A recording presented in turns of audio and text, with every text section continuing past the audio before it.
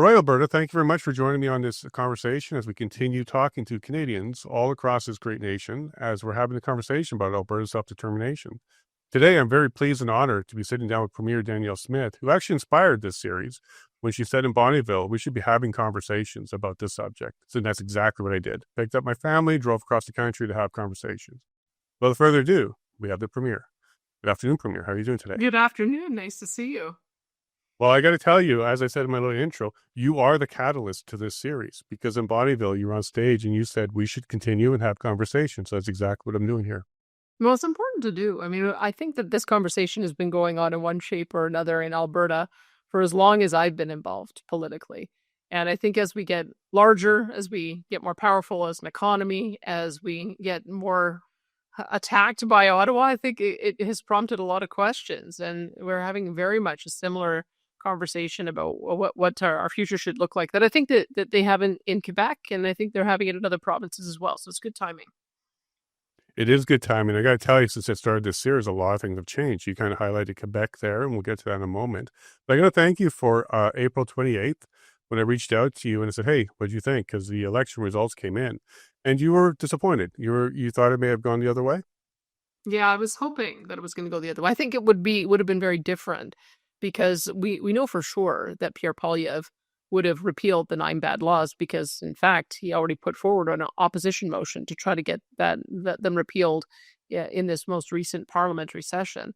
We also know that he has always been a big champion of Alberta exceptionalism. I think he's now, as an Albertan himself and now an Albertan again, I think he understands our culture here. And I think generally conservative parties believe in decentralized decision making. They don't think everything has to be made from a central national government in Ottawa. So I think there was a lot of people who had really built up expectations that we'd be changing path after 10 bad years. And what you're seeing that has unfolded in the months since is just grave disappointment and fear that we're going to end up with more of the same. I think that was shared by many Albertans because Alberta showed up and they wanted conservative. They voted very strong for conservative this time around. And they were pretty disappointed to see the Liberals get in there again. When we spoke quickly, there was some text messages back and forth. You highlighted that there'll be a press conference on the next day. And this is when you introduced the Bill 54, the changes to the elections. What was your catalyst for that? Because obviously you may have had it ready to go, or were you wondering if it was going to be conservative or liberal before you released that? What was your catalyst for that? Well, the catalyst was watching what has happened with the recall petitions at the municipal level. That we saw that the way the rules were written up, where you had to get a certain percentage of the overall population, it set a bar that was so ridiculously high that there was no possibility of achieving it. I think we watched 3 recall petitions begin, and all of them went nowhere. And so we started looking at, have we set the bars too high for both citizen-initiated recall and citizen-initiated referenda? And we were drafting it in that light. But as we started seeing some of the movements that were going on out there, some of the frustration people had, I was a little bit worried that people would think that we were dropping some kind of major election law changes right in the middle of the election. So I wanted to defer that. And sure enough, I mean, once we brought through the changes, the very first petition campaign launched was one by Thomas Lukasik asking the question, do you want to remain in Canada? So I think that was part of the reason why we wanted to delay, is that I had hoped for a different outcome. I thought, in point of fact, that there'd be different questions that might be the first ones that are out of the gate, but that seemed to be the one that has got affirmed as the first petition question. And from what I'm reading in the media, it sounds like it might get the signatures it needs. Excellent. Now, when you were in Bonnyville and Mitch Sylvester was hosting the dinner there, you made some comments that you felt that Carney was a pragmatic leader and you were looking to see where he would go with things. At that time, you seemed pretty optimistic that you'd be able to sit down and have conversations with Carney to the benefit of Albertans. Has your opinion changed a bit since that dinner? I'm a bit disappointed that we haven't seen faster movement on some things, because we're back into a parliamentary session and there are bills that are on the table and there are movements that there is movement that he wants to make on some issues.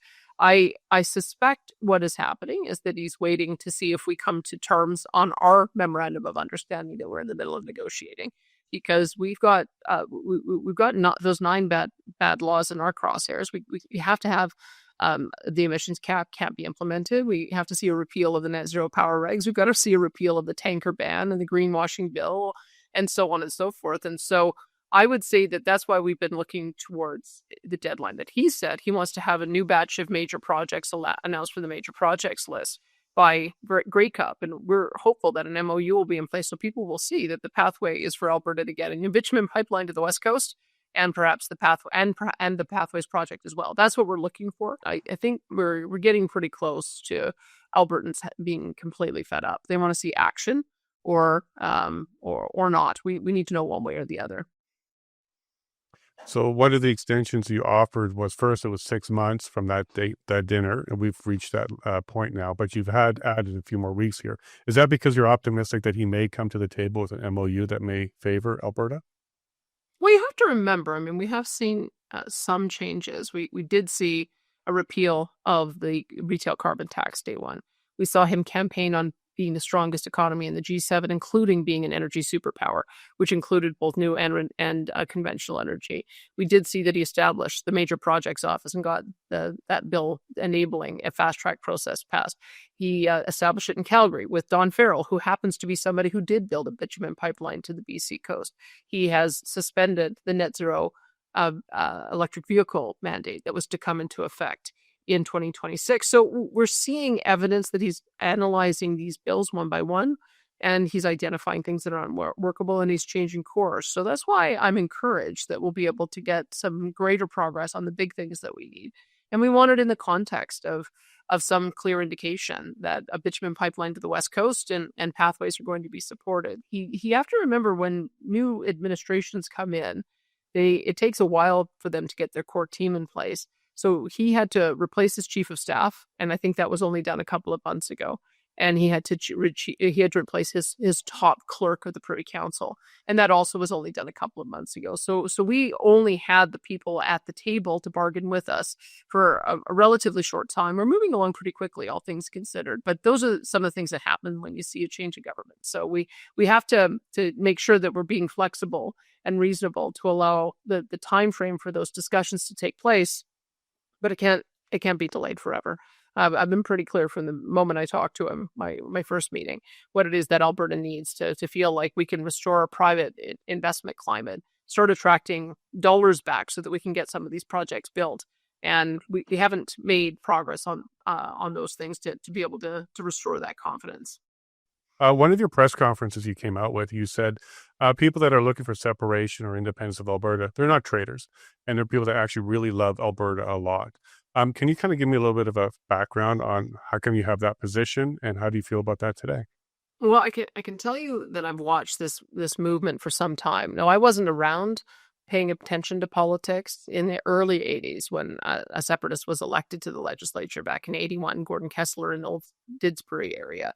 But I think the factors were similar at that time, that people were fed up with the national energy program and the impact it was having on our economy here. But what I took away from that is that when Brian Mulroney came in a few years later and ended the national energy program, that took the wind out of that movement. And then it came back again. I know that when Ezra Lamont was running Western Standard magazine, he was doing polling in the lead up to the election where ultimately Stephen Harper won.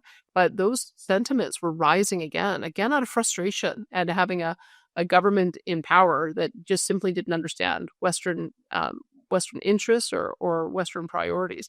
But again, with Stephen Harper in there, it dissipated one more time. And so this is a bit of the third round that I've seen. And so I know that Albertans, there's always going to be an underlying current of, is this relationship working for us and can we fix it? And there's going to be a certain percentage of people who are frustrated by it. But when you start seeing regular people who have said, I never thought I would consider independence, but I am now, that's when I know that they have gone way too far at the federal level, and they have to take a dramatic move in order to be able to win those moderate, middle of the road regular voter back. And so that's why I'm very cautious, and why I tell the Prime Minister I take this movement seriously, and he should too. That Justin Trudeau created a resurgence in an independence movement in Alberta, and Mark Carney is the one who can end it. And he can end it in the same way that Brian Mulroney did, is just say, these laws are stinkers and we were wrong and we're sorry. I don't want to happen again. And let's repeal them so that we can get going on building together. That's what we need to see. Admittedly, we haven't seen it yet, but we will know, I would hope, by Grey Cup. I find it interesting that the Grey Cup is going to be the line in the sand where we find these details. Sometimes it's the Stanley Cup or the Grey Cup, but at least it's a deadline that we can all understand and get towards. Now, you mentioned it's the third wave for you to see since you've been paying attention to the politics. Is it the strongest wave that you've seen at this stage? I think it is. I mean, when I've seen not only external polling, but our own internal polling showing a sentiment as high as 37%. And that's just without, just with the situation people find themselves in today. If we see the Prime Minister say, yeah, I've heard Alberta's concerns, but I don't care. I'm going to continue on with the bad policies of the past. I don't know what Albertans will do. That's why I'd rather not see that reality. I'd rather avoid that because emotions go very high when people feel disrespected. And emotions go very high when people feel their livelihoods are at risk. So I'm trying to avoid that outcome. But yes, I would say that based on the polling I've seen, I haven't ever seen it be this high. Now, early in your premiership, you brought to us the Sovereign Alberta Within a United Canada Act. And how are you feeling about that? Has it done what you wanted it to do? Has it got Ottawa's attention? And do you find Albertans getting behind that particular initiative?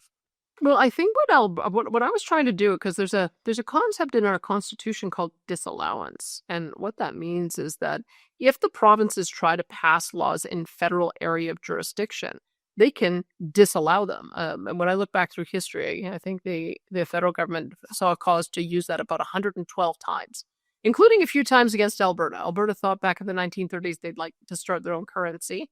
And that was one of the ways in which the federal government said, no, you agreed to this constitution. Currency is ours, so you can't do that. And they disallowed that law. And I think what has happened is that by pushing the provinces back into their own lane so many times, there is virtually no circumstance that you see where provinces are trying to take over areas of federal jurisdiction. The problem is I don't have a disallowance law on federal policies that interfere in my jurisdiction. And I should, and so should every other province, that we should actually have a provision in the Constitution that says in areas of concurrent responsibility, which is the case for immigration and agriculture under Section 95, but is certainly in the case of exclusive provincial jurisdiction, the federal government should not pass laws without our express consent. And on some occasions, we might agree to partner with them. But that has not, they have not come in and asked for our permission. They legislate over top. They overtax relative to their needs.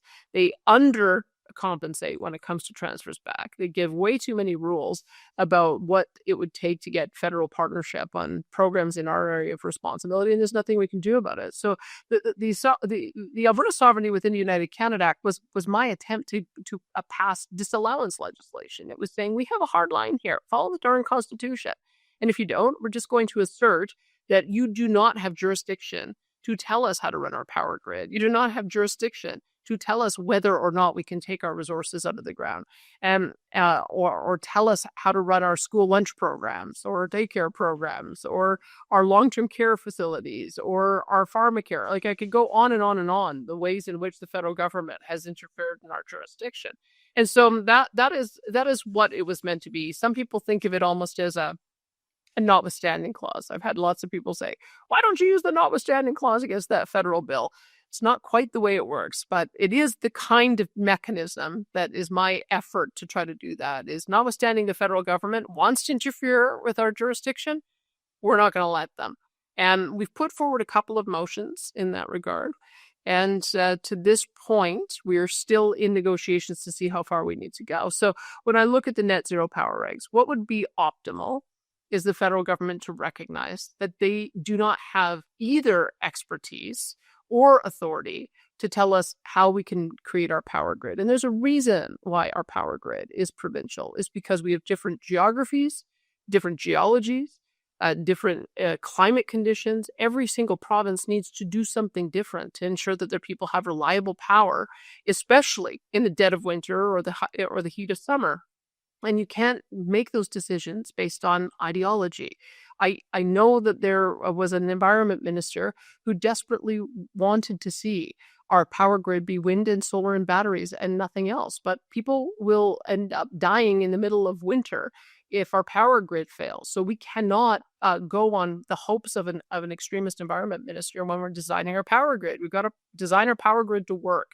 So we haven't yet had to really push through that and start establishing our own crown corporation to build out natural gas generation units, but we're going to have to if we can't get the private sector to do it because they risk going to jail based on the existing laws that are in place. So we've created the framework for letting the federal government and our people know when it gets to a point, if we can't come to an agreement, we're going to exercise our autonomy anyway. And I must tell you, I mean, Scott Moe is doing the same thing in Saskatchewan. He's already announced he's not shutting down his coal-fired power plants because he needs them. So I think what you're beginning to see is provinces demonstrating through non-compliance and non-enforcement that we're just not going to be dictated to by the federal government. We'd prefer to work with them because there's lots of good things we can do when we work together. But absent that, we are prepared to push it. Fair enough. And now Scott Moe has turned out to be quite the partner for you as you're working your way through some of these issues with the federal government in Ottawa.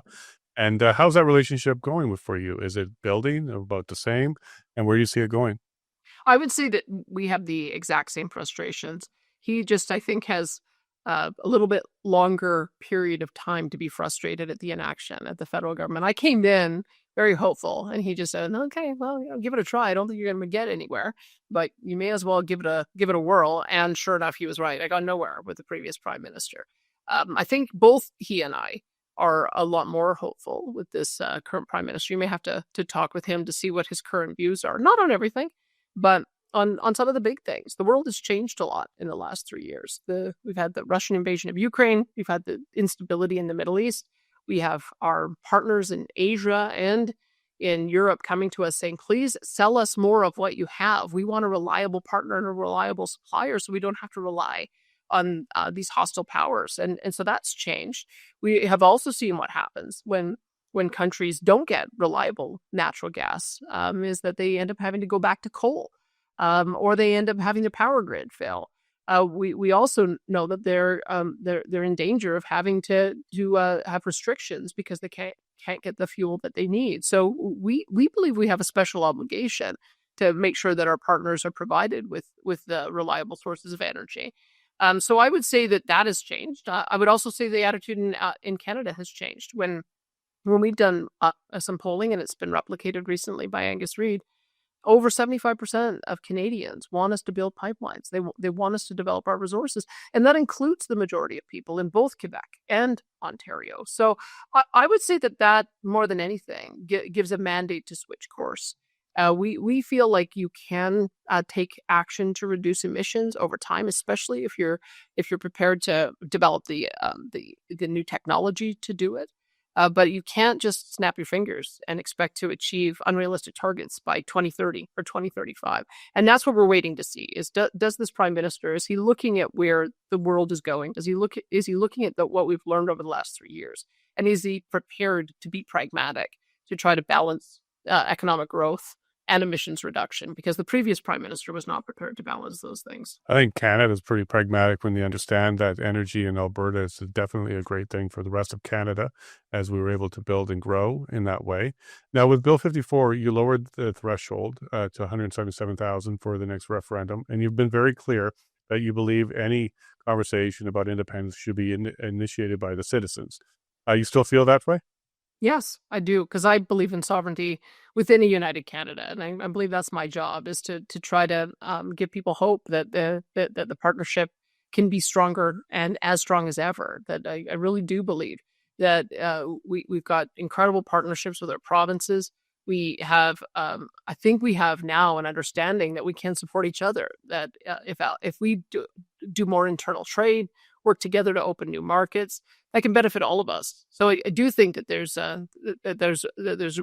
good reason for us to invest in the relationship, and that's what I'm hoping to do. And I'm hoping to have a dance partner in Ottawa. Now, you spent a lot of time there kind of focusing on Canada and the relationship with the other premiers. Now, let's talk about inside of Alberta. You did the Alberta Next panel, and you went all over Alberta having conversations and listening to Albertans speak from Edmonton to Calgary, all over the place. What was your Now that you've wrapped up those panels, what is your biggest takeaway, you think, from that, other than the questions asked? What was your takeaway about the tolerance or the frustration within Alberta? Well, I think we've talked a lot about energy, so I think there's that one came through pretty clearly. That's one frustration. It's not the only one though. I think there's a frustration at the imbalance of representation, the fact that we have an unbalanced Senate, an unbalanced House of Commons, an unbalanced judiciary, and those changing those things is going to require constitutional reform. But there isn't a lot of confidence that getting around the table and doing another Charlottetown Accord or Meech Lake Accord is actually going to work. So I know that we have some ingrained imbalances in the country that are going to be very difficult to resolve. So that's one takeaway. There are other issues though that people are mad about. They're mad about the federal government using the criminal law power for everything from going after law-abiding gun owners to law-abiding podcasters and censorship rules to anything that they decide they want to act on. They turn it into a criminal law power and again invade in provincial jurisdiction and invade individual rights. That's another area that I heard a lot of frustration. And immigration. It doesn't matter whether you are coming from a conservative taxpayer perspective or you're coming from a social, viability of social program perspective. All of that is under strain. That when you have the ability historically to absorb somewhere between 0.6 and 1% of the population, and now all of a sudden, instead of Alberta getting 50,000 people a year, it's 150,000. Instead of being able to plan for a slow growth of student population, we saw 80,000 net new students over the course of 3 years. You just can't build schools fast enough. You can't hire teachers fast enough. When you're bringing in newcomers who come from war-torn countries, you're dealing with trauma and behavioral issues, and English as a second language. It's pushing our public services to a point of breaking. Whether that's education, whether that's our university system, whether that is our healthcare system, getting a family doctor, being able to rent, but being able to buy a house. And people have just said, enough, we need to be able to catch up. So that's what I found very interesting is that everybody, for their own reasons, I think they want to return to the kind of normal immigration that we had all the way up to 2019. And again, the federal government has by really taking off any of the restrictions that they had on any of their programs, they put not only us, but every other province in a position where there's a lot of unrest and a lot of unhappiness. So I would say that as much as we're frustrated with the federal government over its policies around energy, we're frustrated around their gun grab, we're frustrated around their censorship, we're frustrated that they continue to want to dictate how we run our programs and create costly new entitlements that they have no intention of paying for. And that all of that, I think, came through very clear. We're now not the only one. I mean, when you look at Quebec, for instance, right? Everybody's very frustrated that they are entitled to $13 billion in equalization. But consider this, not only are they getting $13 billion in equalization, but they're also running $11 billion deficit this year. If even Quebec can't manage its budget under those circumstances, and we can't, and the federal government is looking at a $100 billion deficit, something's got to give here. The way things are operating with the federal government trying to be all things to all people and dictate all aspects of policy, federal and provincial, it's not sustainable anymore. And so that's I think part of what is beginning to come through too, is that we really do need a new relationship with Ottawa. Ottawa's got to stick to the things that only it can do and do them well, and let the provinces have enough of their own source revenue to take care of their own areas of jurisdiction. So I would say those are some of the big takeaways that I have. Did you take any action items away from that? So there's a few of them that is going to be more difficult. For example, constitutional change, as you laid out, that's going to require a lot of cooperation across the country. But other ones like the police force, income tax on a provincial level, even the pension plan. These are all things that you could start taking a look at. So have you taken any action items away from those panels? We're talking it through with the panel members because they were at the meetings as was along with me. They heard that there was some that had great division. We also had to look at the surveys that came in there. I think there were 22,000 individual comments that came in as well. So it's going to take a little bit of time to sift through all that. We don't want to miss anything.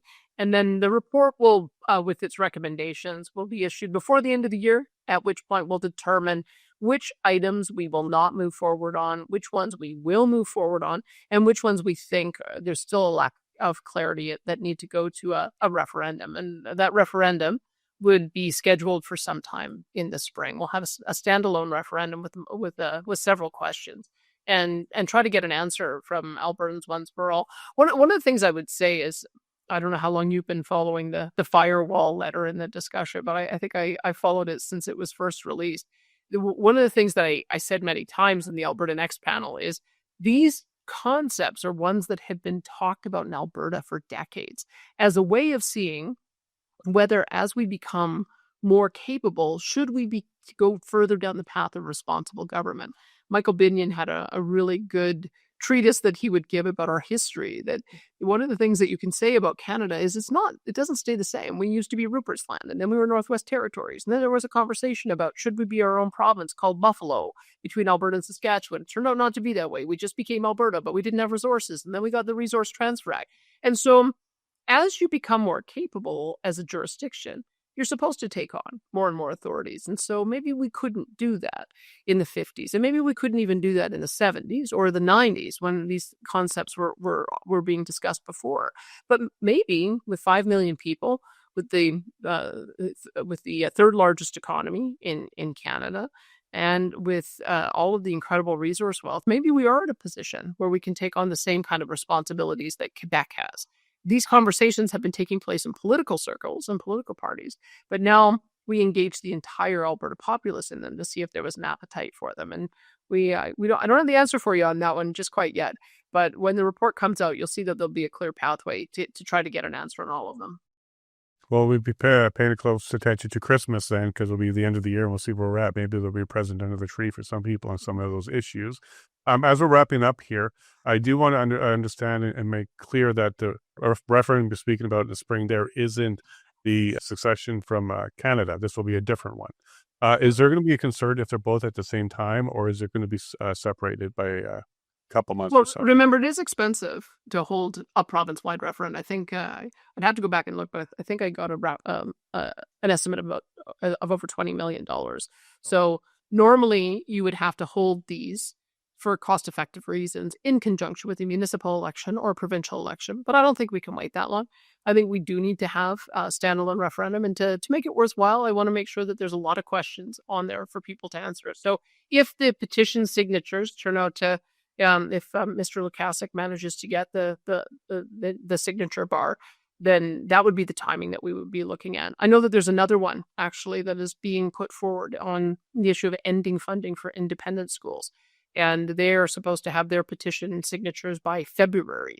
And if those are validated in time, I would put that one on as well. I don't know if there are any other issues that are going to bubble up, but we may as well try to get all of the issues on the table at once and see how people feel about them. Because I think that I believe in direct democracy as a mechanism. I believe in representative government too. There's lots of decisions that we make because we campaign on a platform and we get the mandate to move forward on them. But there are some big things that sometimes the people want us to address, and that's what the citizen initiative process is for. So I'll wait and see what the signature campaigns look like, but the timing I would hope would be sometime in May or June to put the questions from the Alberta Next panel and any other initiative questions at the same time. All right, we'll be paying very close attention to that. Maybe we'll have you back when those decisions are made, and we'll see where we're at on the Alberta Next panel and where you can move forward and not move forward on. Any last comments for Albertans today? Well, I hope that people feel the same sense that I do, just hopefulness. I mean, I'm a proud Canadian, and I'm dismayed that we find ourselves in a position where we are so consistently at odds with the rest of Canada, most particularly Ottawa. And I think that can change, but it takes an act of will. It takes an act of will, I think, on the part of the federal government to be prepared to meet us part way. I've demonstrated that I'm prepared to put the time and the effort in to finding a compromise. And I guess we'll know whether or not the Prime Minister is prepared to do the same. Well, thank you very much for your time. I know you're very busy, and we'll let you get back to riding the province. Thank you for your time. Talk to you again. Thank you. Right, there you go, Alberta. She's working hard for us. We got the Grey Cup, we got Christmas, and we got a few more things to wait for to find out where we're going to be at. It's going to be a very interesting last quarter of this year and beginning of next year. So make sure you pay attention to where we're going with this, and hopefully we'll have the Premier back to follow up with that. Make sure you take care of yourself, each other. Love you all, and God bless.